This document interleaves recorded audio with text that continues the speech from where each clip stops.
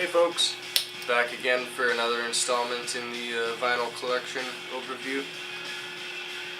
Yeah, I didn't change. I am recording right after the previous video. I just want to get this done with so I have the videos uploaded. Anyway, gonna get through a couple more artists here. Let's get started. We have Oingo Boingo next. This is an album called Nothing to Fear. Look at them there. Spooky looking characters. Anyway, really great album. I would consider or classify this as kind of new wave. I got into this artist, or band I guess, right before I got into the Talking Heads, and as soon as I started listening to the Talking Heads, I started to kind of draw a couple correlations or connections between the two. Not that they're the same, but you know what I mean. Similar in certain areas.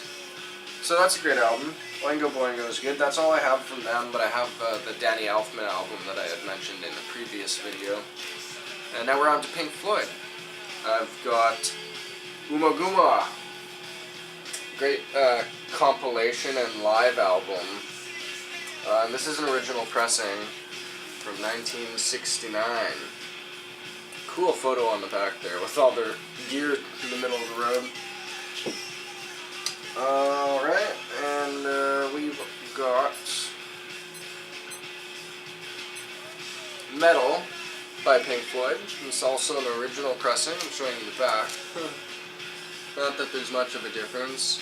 People think this is sand or whatever, I don't know. But apparently it's a pig ear. I was looking into that a while ago. Easier to see when you have it unfolded. We got Dark Side of the Moon, another original pressing. This belonged to my uncle, if I'm not mistaken. Plays great still. No inner sleeve or anything, but it still plays great. It's not scratched or anything. I'm very careful with it. After that, we got an original pressing here of Wish You Were Here. I believe it is an original pressing. Anyway, great album. Not a lot needs to be said about Pink Floyd. If you don't listen to them, you're doing something wrong with your life. And if you do listen to them, you know exactly why I'm saying that. Next up is Animals. Another great album. This is an original pressing too. Doing pretty good for them in terms of finding the originals, but I've been collecting their records for over 8 years now, so it hasn't been a quick process. We got another original pressing here of The Wall. I had a copy, but it had some writing on it, and it was a little bit more worn than this one is. So I traded it and went through a big process, and I ended up getting my hands on this copy. So that's great. Now I have the newer, or better condition original pressing of The Wall. Final Pink Floyd album that I've got here is The Final Cut. This one here is like the brother sequel to The Wall in a certain way. Lots of similar sounds. It's got a similar theme to it. Very theatrical in terms of the sound and the production. And now we're on to Prince. This one here is called Controversy. This is a reissue. It's actually where I got... I'll have to show you. It's actually where I got this big Prince poster from. Yeah, I know. It's pretty sexy. Anyway, it came with this reissue, and this thing sounds great. It's probably a reproduction in most aspects of the original sleeve, as his reissues have tended to be like.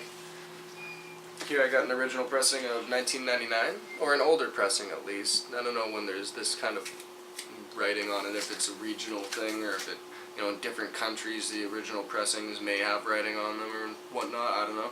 It may not be original. If it's not, it doesn't matter to me. It's an older pressing. It sounds better than the reissue. I'm fairly certain, I can assure you.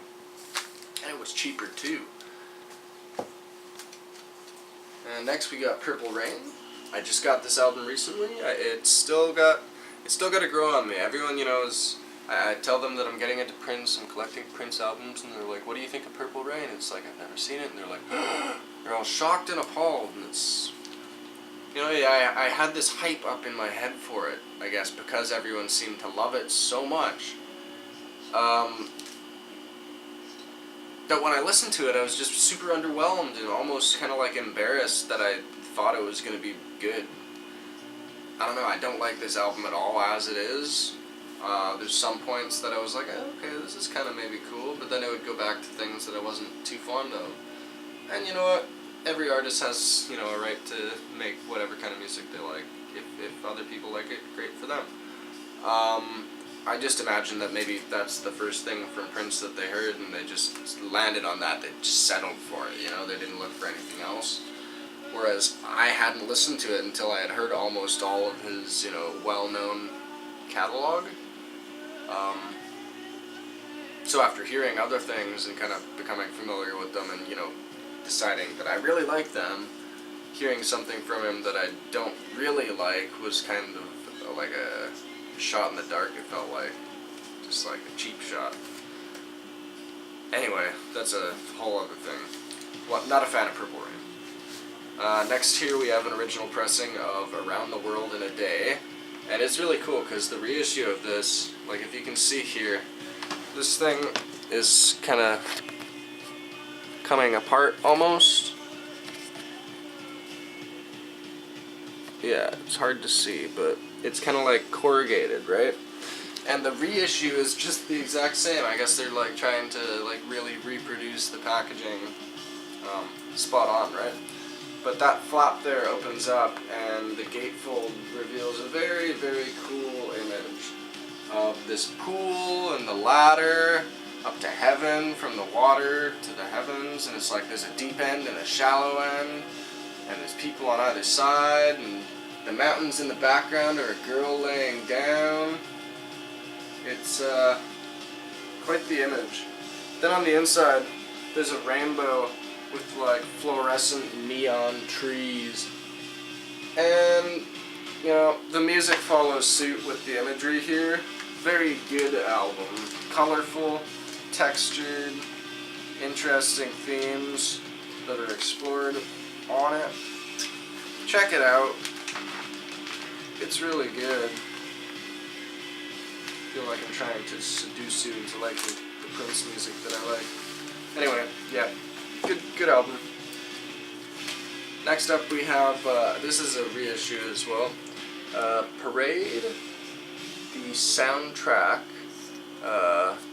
to the movie Under the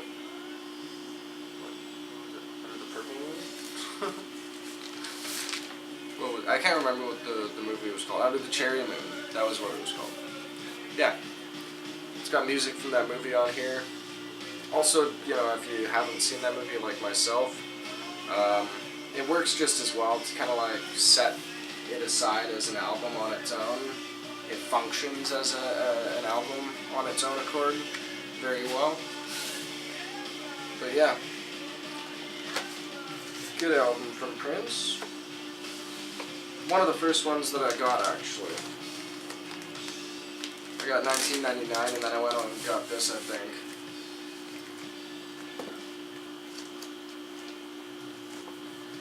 And lastly here, well not lastly, but pretty much lastly, I've got what I think is an original pressing of Sign of the Times. And this is my favorite Prince album, if I have to be honest with you. This and Around the World in a Day and Parade are pretty close. I think this is my favorite, and the other two are fighting for second. But yeah, this is it's really great to have because I bought the reissue of it previously. Like this is still in the wrap, which is really nice. But I bought the reissue of this, and it was a thicker box style. Like it was actually three-dimensional box-like, the sleeve, you know, rather than being more flat and form-fitting to the inner sleeves. But yeah, speaking of which, the only difference was slight different cropping on the image, different coloration. And then on these sleeves, they were a little bit more toned down in terms of color. They weren't so saturated. But yeah, and they were matte as well, and a little bit thicker cardboard. You know, so in some ways it was an improvement, but I like the sleeve for this better, just a little bit more trusty, sturdy. You know, you don't have to worry about it getting squished. I know if you have so many records in your shelf that they're squishing one another, that's not a good thing, obviously, but you don't have to worry about it happening either way. I'm just happy that I found this pressing of it. I traded in the reissue that I have, and got this bad boy. And this sounds even better. And the last Prince album here that I have to show you is not an album, but a 12-inch single from Sign of the Times. It's You Got the Look and Housequake.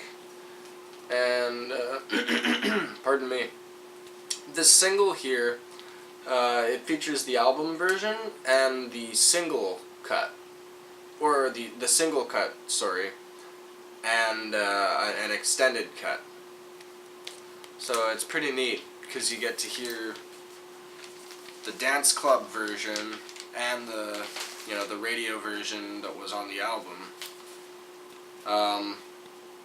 I bought it mainly just because it was like a great photo of him for one, and I only had a couple of his albums. It's got the great Paisley Park Records label, just like Sign of the Times does. And yeah, that's it for Prince, and that's it for this video. Hope you guys enjoyed. I'll be doing another one probably tomorrow. See ya.